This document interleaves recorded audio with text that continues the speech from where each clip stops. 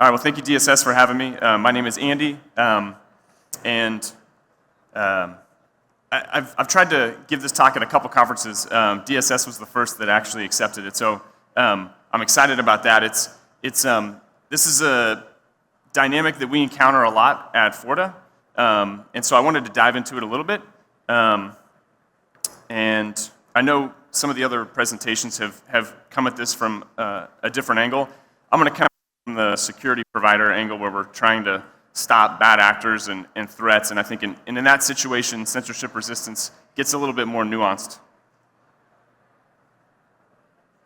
So I guess just to kind of define a few things up front, because security and censorship resistance are big terms that I think get used a lot. From a security standpoint, today for this talk, I'm talking about preventing malicious activity and transactions from being executed on chain and causing harm.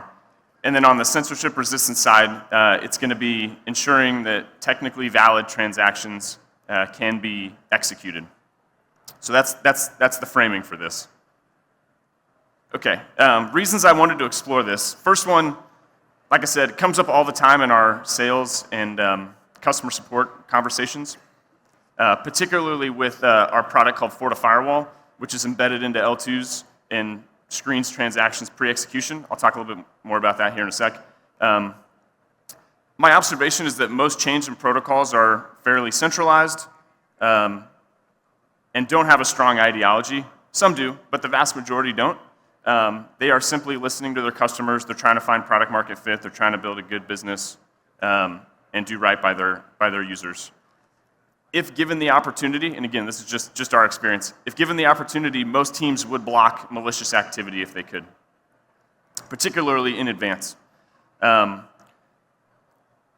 feel like certainly as a security industry, we often avoid having the security versus censorship resistance debate, probably because it's uncomfortable. There's also a vocal minority of people on Twitter that will jump on you if you raise questions around this. But nevertheless, I think it's an interesting conversation to have. And then finally, I think there are very clearly situations where it's reasonable to block a malicious actor or transaction. And I crossed out the word censor there and just used the word block, just because when you say censor, it invokes an emotional response in a lot of people. And if you use the word block, or as I'll share on the next slide, there are other terms that I think are easier to talk about this with.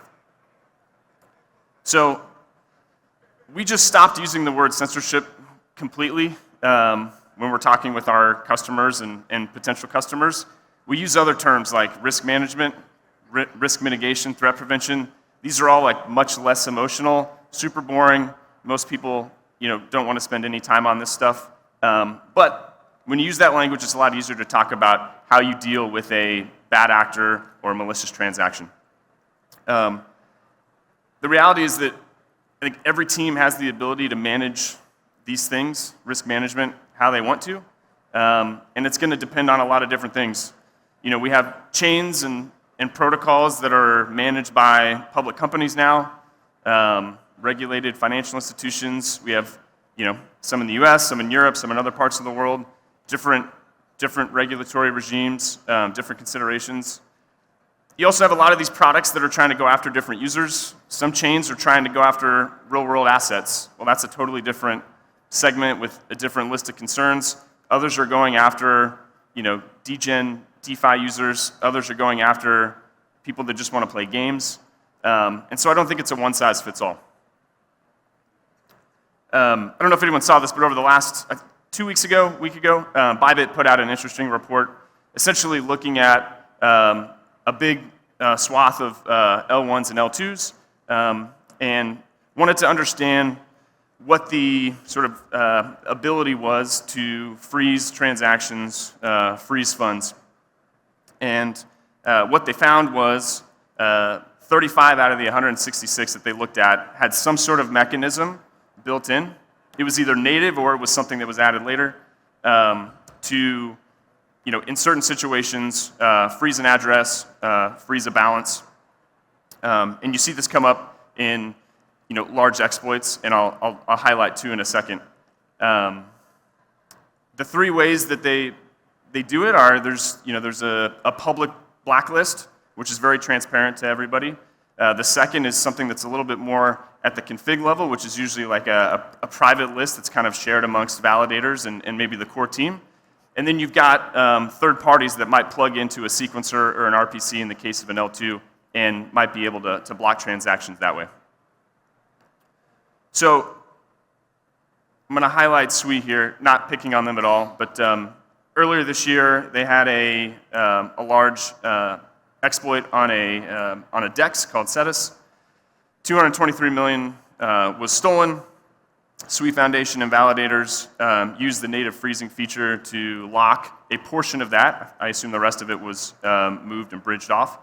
And then, interestingly, validators subsequently voted to return those funds back to the affected protocol and hopefully back to the end users. And then the attack was eventually attributed to the Lazarus group. Second example, Linea, again, not picking on Linea at all, but I know this was one that got a lot of buzz online after it happened. Last summer, Velocore was exploited for a much smaller amount of money, but nevertheless, Linea made what I assume was a hard decision to halt block production for a period of time and also freeze attacker addresses and prevent stolen funds from being bridged off.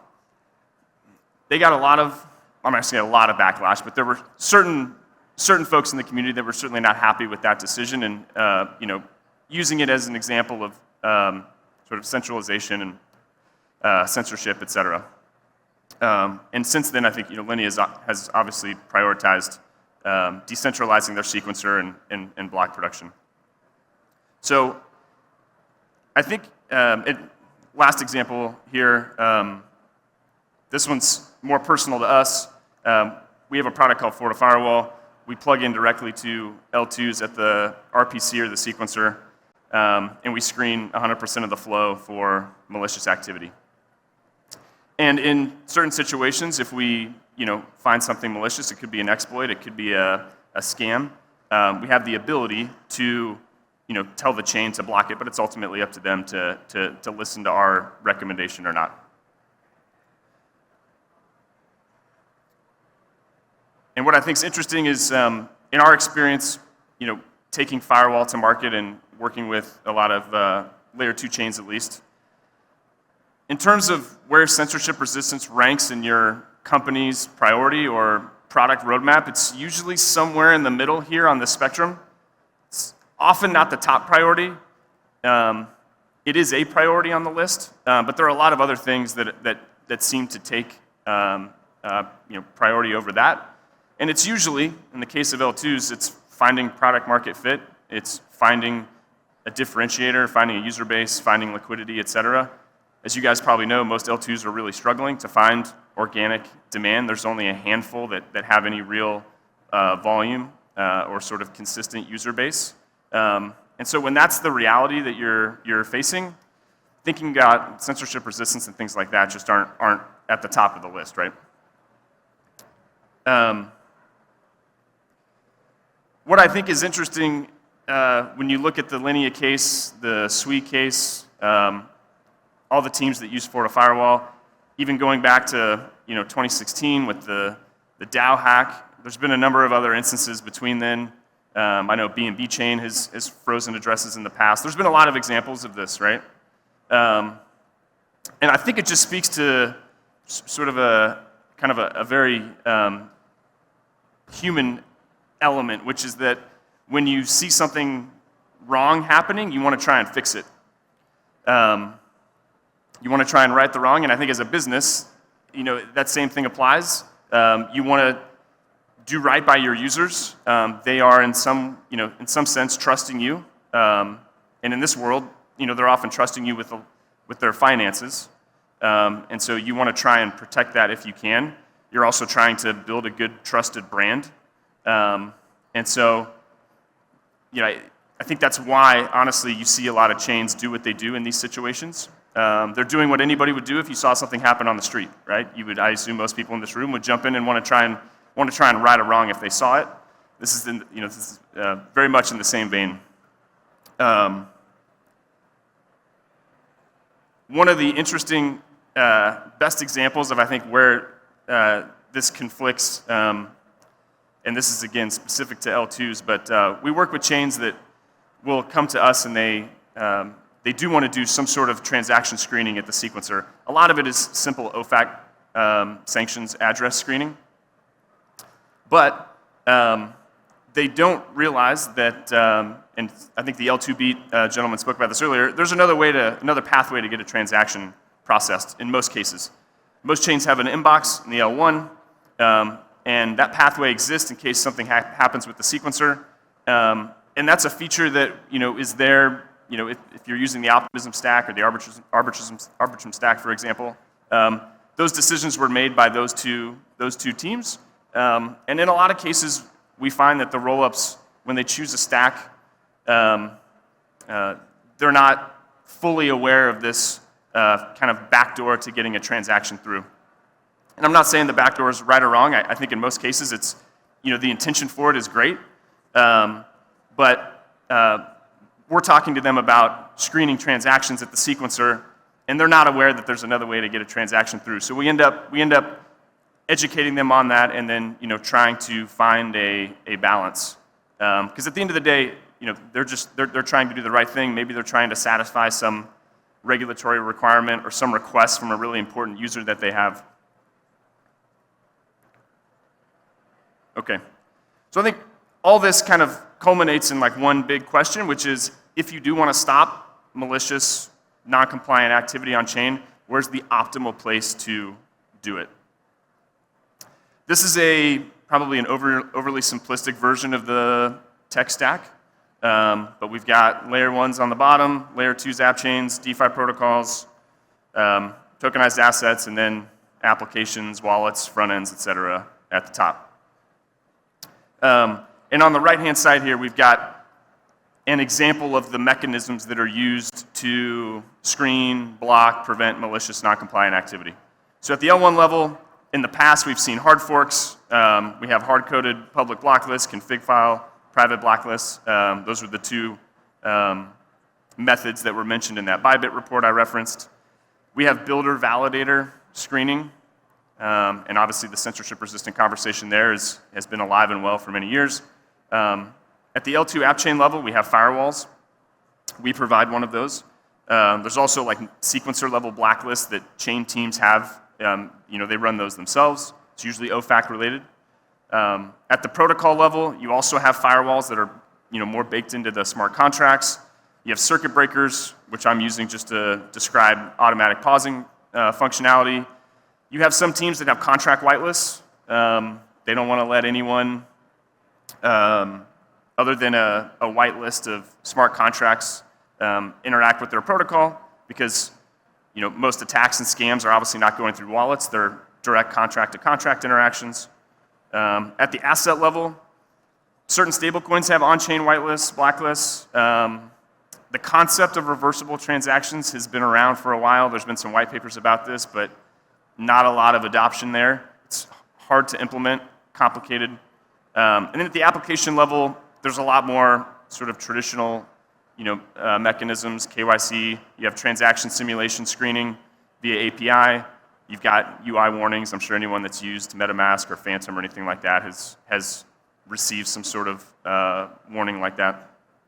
So this is sort of what the universe of experimentation has looked like in this area. And back to the question, where's the optimal place to do it? The easy answer is push all the security and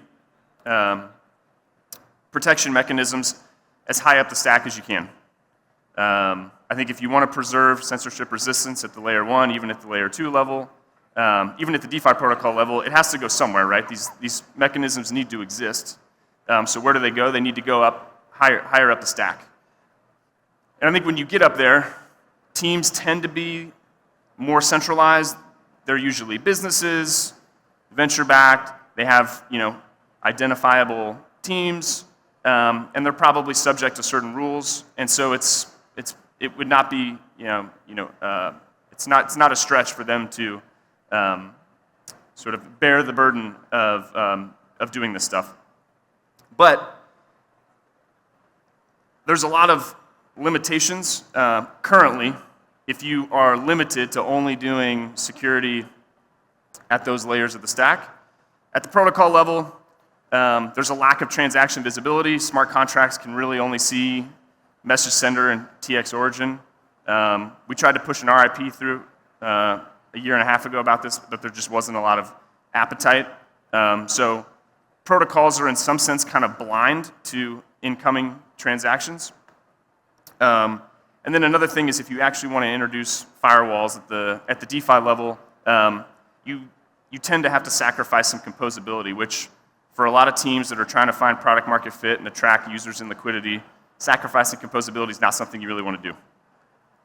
At the asset level, again, like 99% of tokens don't have a blacklist mechanism. It's really just the large stable coins, and it's really just limited to OFAC. So that's not a really realistic place to impose this right now. And then at the application wallet level, that's where you've got certainly the most flexibility. But again, like malicious transactions don't go through the wallet. They don't go through front ends. It's direct contract to contract interactions. It's also hard to impose good threat screening and warnings on every wallet. So you might have the most sophisticated wallets, the most well-funded wallets do it, but smaller ones might not, or maybe they just can't afford to do it. So I think this is kind of the reality today, which is why I understand why some of the mechanisms that exist at the L1 and L2 layer are there and being used.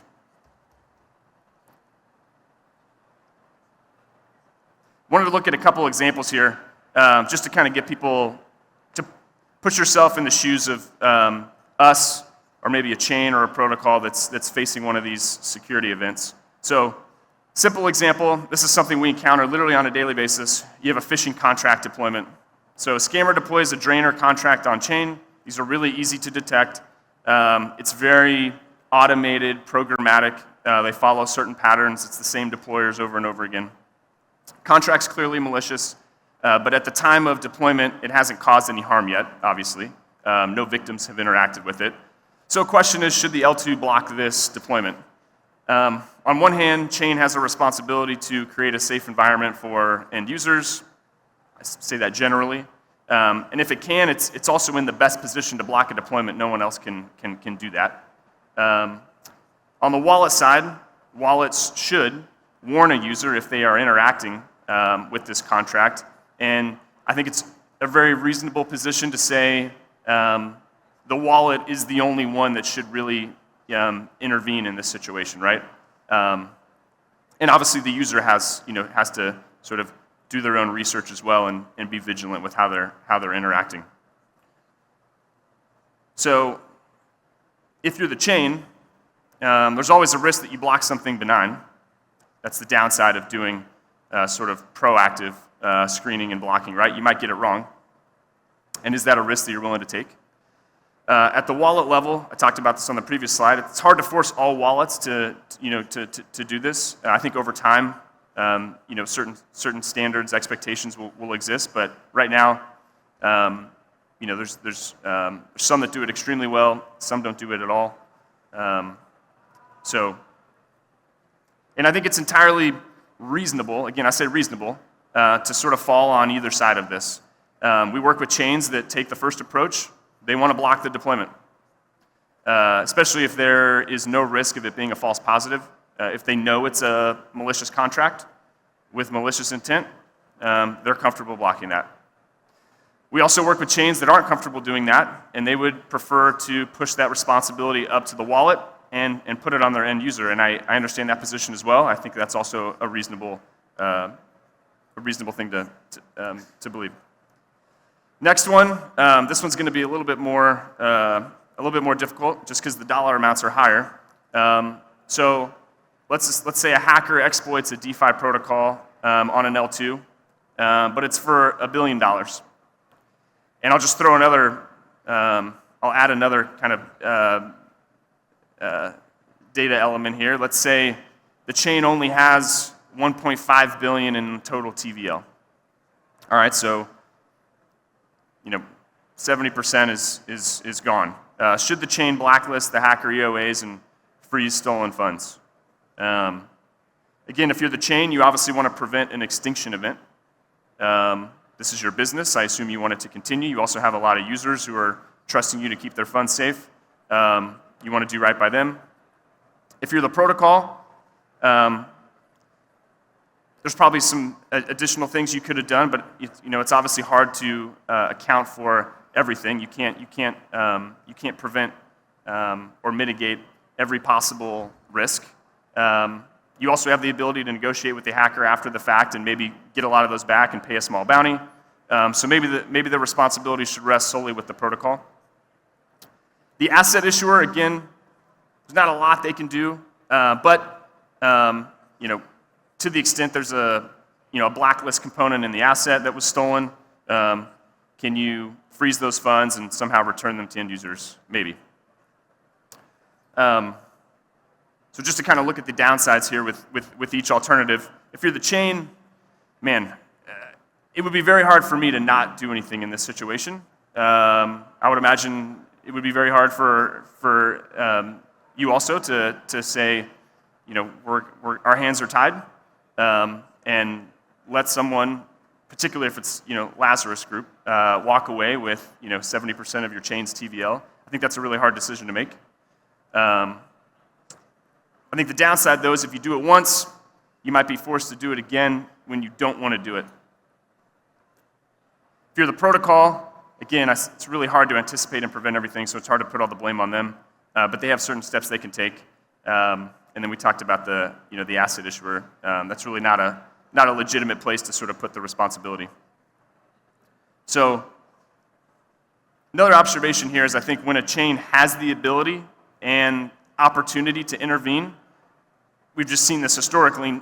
9 out of 10 teams, when faced with a security event, are gonna intervene and try and right the wrong. Otherwise, what's the point of having the ability to do it? Which I think raises an interesting question. Long term, despite all my comments here, I'm actually really hopeful that risk management and other security mechanisms and, I see it now, sorry, get pushed up higher in the stack. And I think it's going to happen with more decentralization, and I think something that gets talked a lot about now, obviously, is private transactions, right? If you do those two things, and you remove the choice at the L1 and L2 level, I think it makes it a lot easier for these chains to not act in those situations. But if they have the ability to do something, they're going to act like humans, and they're going to try and do the right thing when they see a wrong happen. So thanks again, everyone. Apologies, I went over a few minutes. Thanks, Andy. Sorry, packed schedule, but thank you so much. Thank you. All right, we got our last talk of the session. Please welcome Ben Berger, research scientist at Off-Chain Labs. He's going to talk to us about economic censorship games in fraud proofs. Right. Ben, you're up. Okay. This is not your slide yet. When you go up, then you will change your slide. Okay.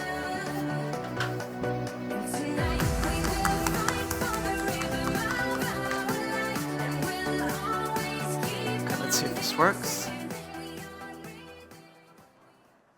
Okay. Hi, everyone. Buenas tardes. My name is Ben Berger. Thank you so much for coming to this talk. So I'm going to tell you about joint work with Ed Felton, Akaki Mamagaishvili. Both of these are my teammates at Off-Chain Labs, and with Benny Sudakov, who's a professor at ETH Zurich. Okay, so I'm assuming that everyone here has heard and knows about L2s, but still I want to give a very, very oversimplified introduction to what these are, so we all sort of have a similar mental model to think about these in the context of this presentation. So layer 2s, as we all know, this is the main scaling solution for Ethereum today, meant to increase Ethereum's limited throughput problem. And a layer 2, like any blockchain, will receive, process, and order a sequence of transactions, and the computation of each such transaction updates the state of the layer 2. And every once in a while, there will be some party which posts the current state of the L2 onto Ethereum with the goal of convincing Ethereum that this posted state is really the true result of the computation. And the idea is to offload the expensive computation off of Ethereum and use Ethereum just as a means to record and verify that the computation went correctly. So in this picture, these orange rectangles at the bottom, these are like the intermediate states resulting from the computation of these subsequences of transactions. And each of these orange states will be posted onto Ethereum at some rate. In the case of Arbitrum, this happens roughly once every hour. Okay. So of course, what is the challenge of such a system? How does the layer 2 convince Ethereum that the posted state is indeed valid? And so there are two main approaches for doing this today. There's the ZK rollup approach, which I will not talk about, and there's the optimistic approach, which is the main subject of this talk. And so how does the proving mechanism work in an optimistic rollup?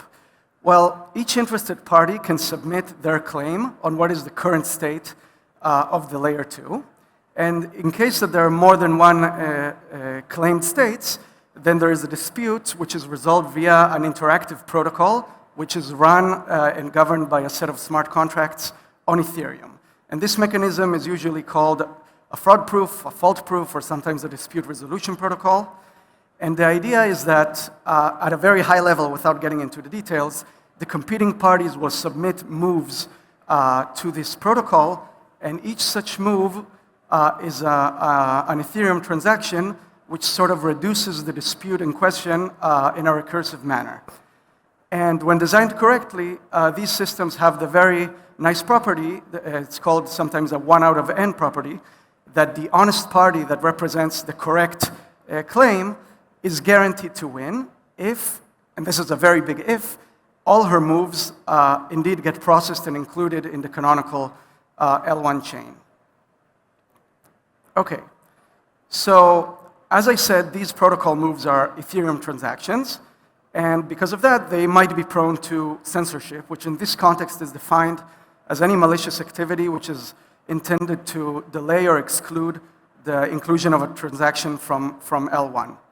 And in the context of fraud proofs, the censorship of honest moves, what could happen is that the wrong state can get confirmed in the end, which is, of course, a total catastrophe if this happens.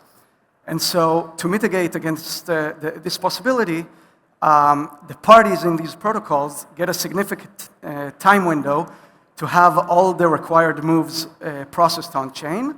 And this time period is called, sometimes it's called the challenge period. In different contexts, it's called the withdrawal window. And the idea is that if a party's timer runs down to 0, then the claim that that party represents gets disqualified from the protocol. And so today, this challenge period is set to about 1 week in the major optimistic rollups.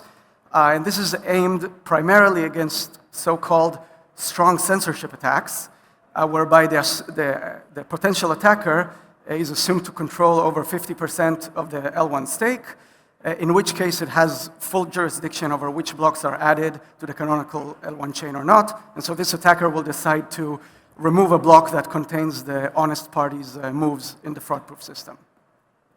So this is, of course, a doomsday scenario for Ethereum. But there are other forms of censorship that are possible, much simpler to execute. And it's not clear how the challenge period defends against these types of censorships. So this brings me to the topic of this work, where we consider what we call economic censorship attacks. And in this attack, the attacker, what it will do, so these attacks exploit the fact that the L1 block proposer at any block has full power over the contents of the block.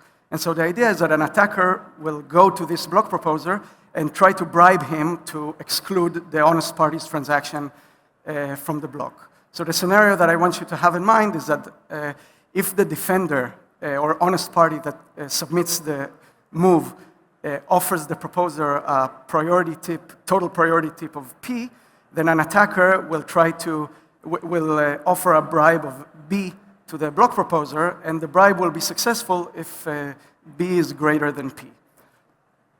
So, of course, if this bribe is successful at some block, then what will happen? Well, the defender's move will not get included in that block, and so its timer ticks down by one block, and so the time to get the moves on chain decreases. On the other hand, the attacker paid the bribe, and so its budget for future bribes decreases. On the other hand, if the bribe is not successful, well, the defender is one step closer to victory because it got its move in, but the defender also has a budget, and that also decreases. And so the goals in this project were to sort of try to understand the dynamics of these sorts of attacks in the context of fraud-proof systems. In particular, we wanted to understand what bidding strategies or what strategies the players will use, what are the optimal strategies, and ultimately we want to know who is expected to win this sort of contest, given the parameters of the system. And in the end, we want to understand what is the meaning of all this for the security of optimistic rollups. Okay, so with this goal in mind, we studied a stylized multi-round game model between an attacker that wants to censor, a defender, which is the honest party, and the L1 block proposers. And this multi-round game is parameterized by these 4 parameters. T, this is the total number of rounds corresponding to the challenge period, the length of the challenge period.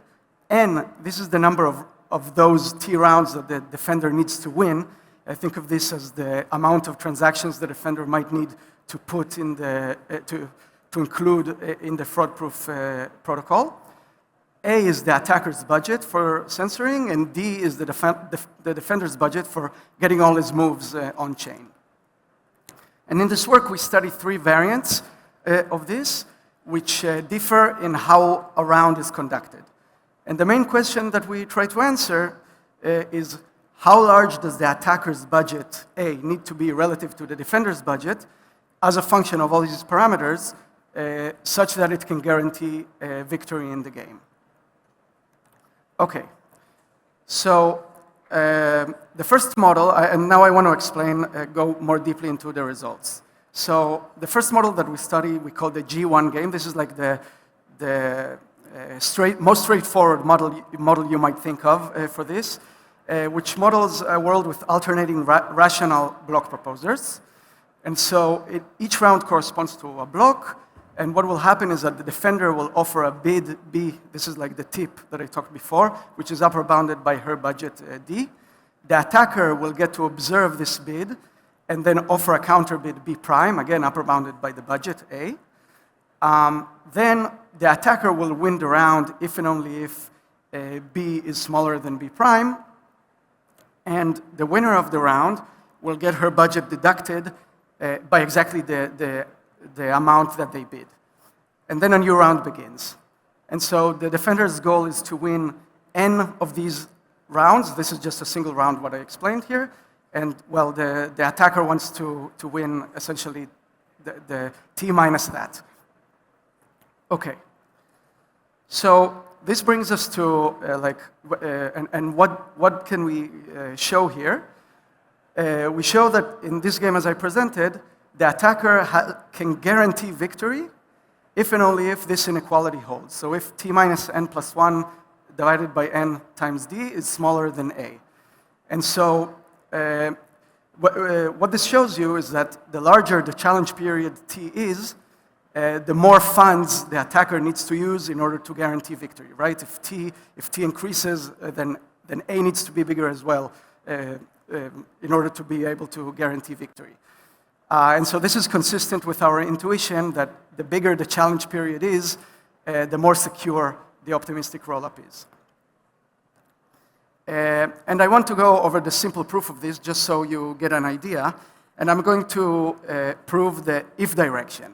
So let us assume that this inequality holds between the budgets, and I want to show you how the attacker can guarantee victory.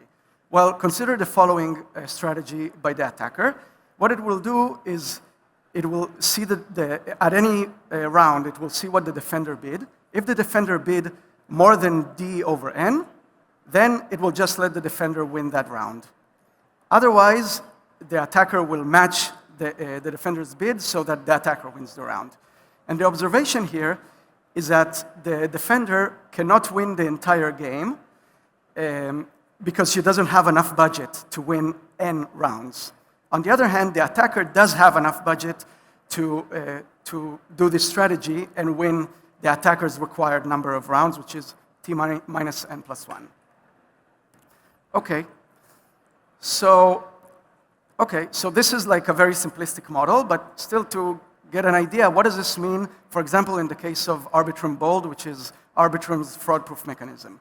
So if you assume that the budget of the attacker is $15 billion, which is, depending on what day you check, is roughly the TVL of Arbitrum 1, and plugging in N equals 60, which is roughly the amount of transactions in one path of bisection that the defender will need to do, and if you plug in T equal 50,000 blocks, which corresponds to 1 week of a challenge period, then what this tells you is that the defender can guarantee victory only if it has at least $18 million.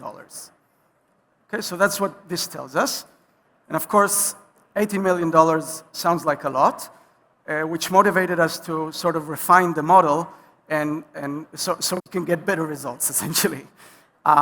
And so this motivated us to study the next variant, which we call the G1 sub K game. Here, K is some constant larger than 1.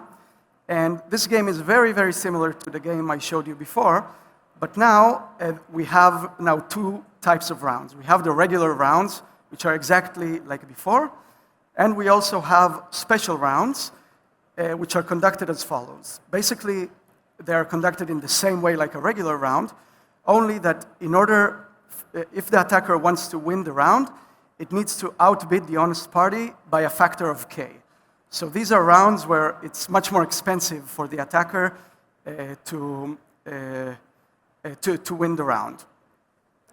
And so in addition to the parameters Tn and the budgets D and A from before, we also the game is also parameterized by the configuration of regular and special rounds. So we assume in this simple model that both players know exactly in advance which rounds are special or not, and they can maybe take advantage of this in their bidding strategy. Okay, so now what is the motivation, or where do these special rounds come from, or why do we even think about them?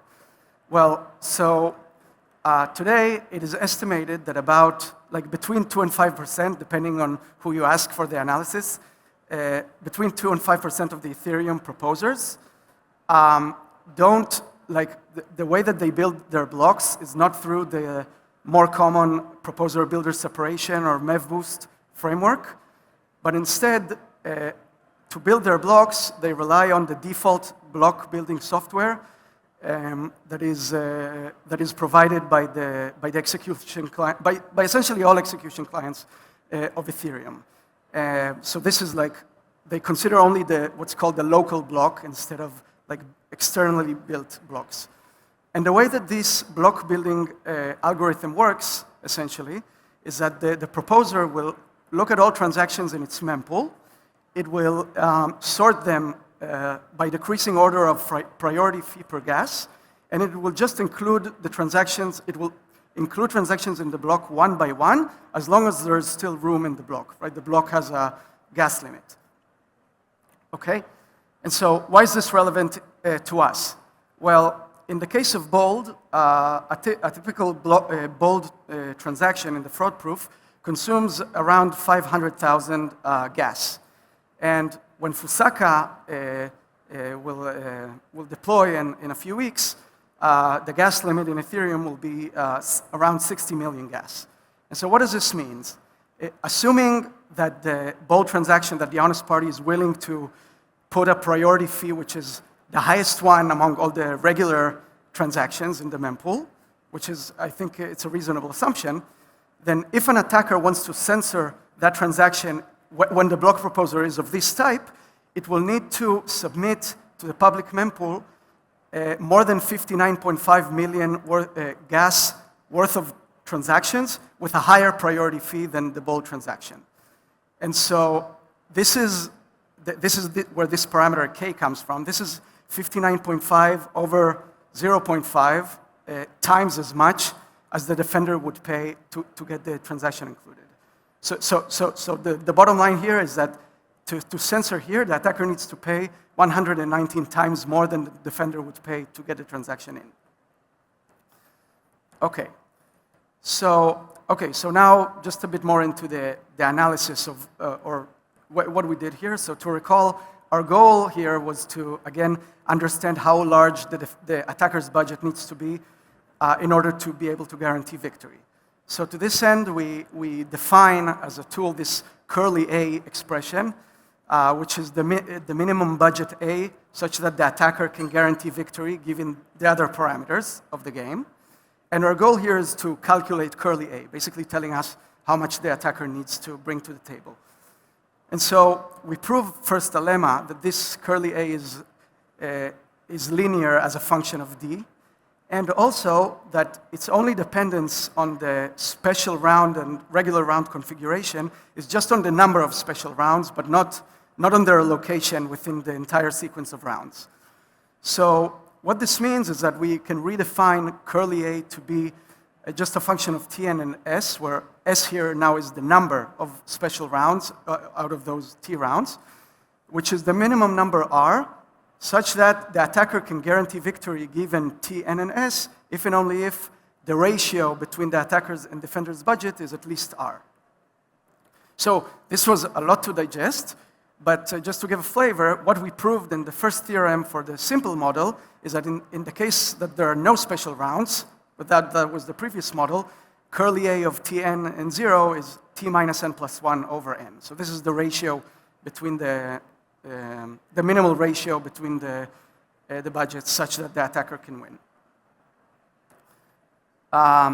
Okay, so for a very long time, we tried to find a closed form, like a nice formula for this curly A, but we couldn't. But what we did do is find a recurrence relation that it satisfies. So basically, there are these boundary conditions that allow us to compute it for like edge boundaries, and we also have the recursive step that tells us how to compute curly A of Tn and S given like smaller instances of this function. And so I'm not going to go over all of this, but the observation from this is first of all, because of this recurrence relation, this means that we can compute or calculate this curly A in time, which is O of T and S via dynamic programming. And this is feasible to do for the parameters that we find in practice. And also another artifact of the proof is that the optimal bid by the defender is always a fraction of our budget, which only depends on Tn and S. So it doesn't depend, we don't need to assume that the defender knows the attacker's budget or something like that. So if we believe this model and we, again, plug in the relevant parameters for bold, we find that this ratio is 2,718, which, again, if you assume that the attacker's budget is $15 billion, then now the defender only needs $5.5 million in order to be able to sort of mitigate this economic censorship, as opposed to the $18 million from before without special rounds. Okay, so I'm not gonna go over all this for a lack of time. I just want to talk a bit about future work and like what we can take from this. So this was like this work is sort of an initial attempt to incorporate this very realistic possibility of economic censorship on L1 to the fraud-proof context. But this is still, a simple model, and there are many ways to extend it to sort of get more insight for the practical relevance of this. So for example, as an example, in Bold, or I think in most other optimistic rollup systems, the attacker can effectively increase N by placing a new stake in the protocol. So how do we include that in the model, and how will that change things? I think it's important to understand. Another thing is that the bids and the budgets that we talked about here really only capture the priority fees that are paid to the proposers, but not, for example, the base fee that is burnt, and so the proposer presumably does not have interest in that. So that also should be incorporated in future work.